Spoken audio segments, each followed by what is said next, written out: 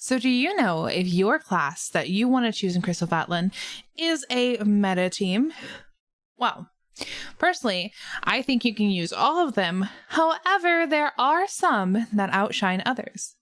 So let's get into it. I'm going to be putting them on a tier list based off of my personal feelings as far as testing them and how they feel to play and to clear early game content. You're more than welcome to tell me your differencing of opinion down in the comments because I would love to discuss it with you. On a side note, I have a sinus infection currently, so excuse any breathing you may hear. I literally can't breathe through my nose. Okay, let's get right into it. So we're going to start off with the Swords class just because Berserker is first, and I believe that is going to be a popular class to pick. So, how I felt about playing Berserker, I felt Berserker was fine. He is strong. I believe he has his moments to play very well and to be able to do really well.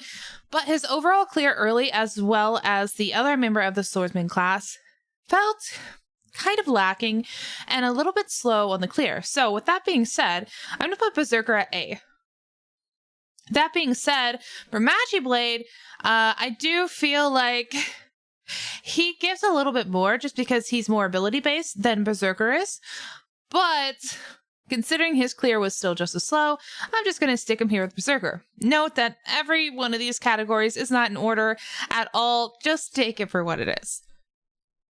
All right, the next class I'm going to get into is the Fighter class. So the Fighter class, I think, is going to be also a very popular class. The models look amazing, especially the Cloud Strider. And in general, from playing with both of them, I feel like they are very strong. I feel like they're actually stronger than the Swordsman class. So with that being said, for Cloud Strider specifically, who can change the elements on her abilities, I would actually put her at S tier. Because I think overall, she's really good, and I think she will shine later, but this is more about your early to mid game. So please take this with the biggest grain of salt, and of course, if you have any personal preferences, please don't hesitate to let me know, but please do it in a respectful way. The next one in the Fighter class is going to be Starbreaker. I actually feel that Starbreaker performs better than Cloud Strider. With that being said, I'm going to put her at SS tier because I do just feel like overall she's easier to get the hang of, easier to play. It doesn't require as much micromanaging as Cloud Strider. However, that's only my personal opinion of playing her early. The next class I'm going to get into is the Musketeer class. So for the Musketeer class, we do have Bounty Hunter. I think Bounty Hunter would be a really solid pick. I think she's just as good as Starbreaker, and I'm going to put her at SS for that reason. The next one in the Gunner class, or the Musketeer class, excuse me, is a Gunner. Now, I had some questions asked whether she was just more support than DPS. I don't feel like she is. I feel like she's still a really solid DPS, and I feel like she's on league with Bounty Hunter. The next class for Musketeer class is only CN currently, but that's going to be the Mistrix class. This class, I feel like, is very, very, very strong.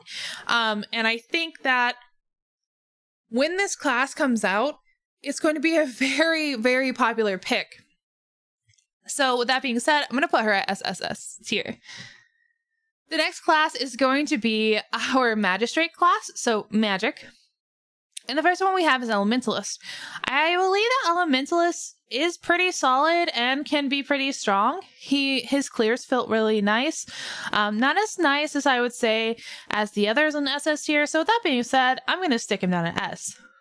The next one I'm going to say is Warlock. Warlock, again, he has felt very strong. He felt more on the lines of Berserker in terms of playstyle, but I still would put him a little over Berserker just because he's more ability-based.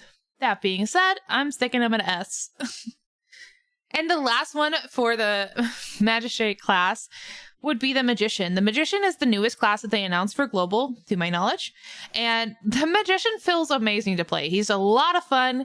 He has a lot of cool combos. If you play PGR where you stack up the orbs, the different colored orbs to get certain things to be stronger, or pop off certain abilities, think Magician when you think that. He is right along those lines, and I think overall he's really fun to play and really good to play. However, I do feel like some of his animations kind of lock him.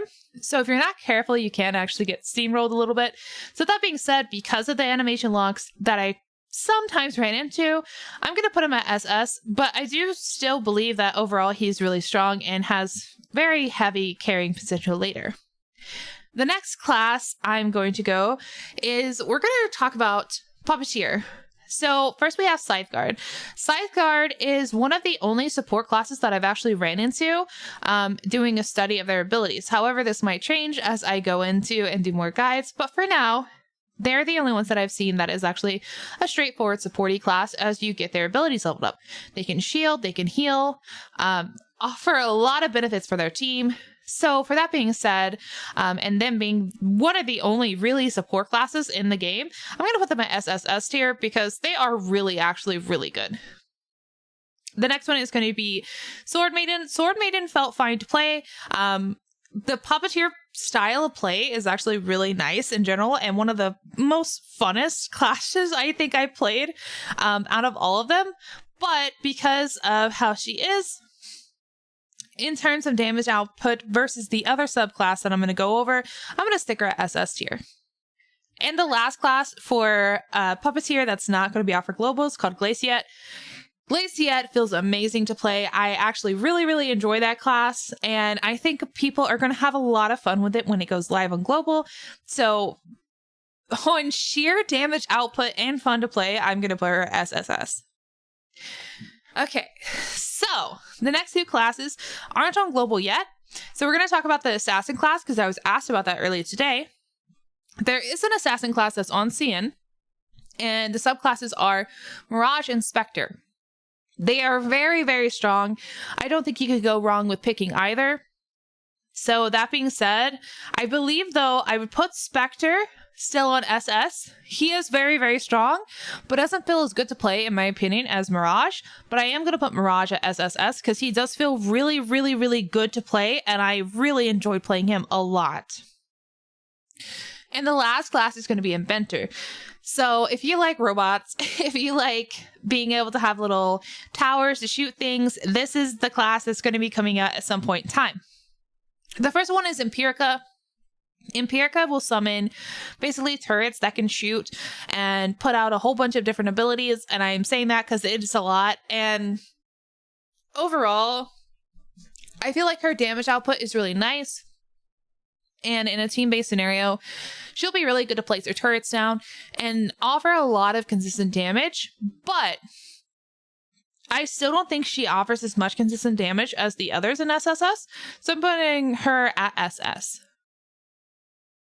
Actually, in thinking about it, no, we'll keep it at SSS. Never mind.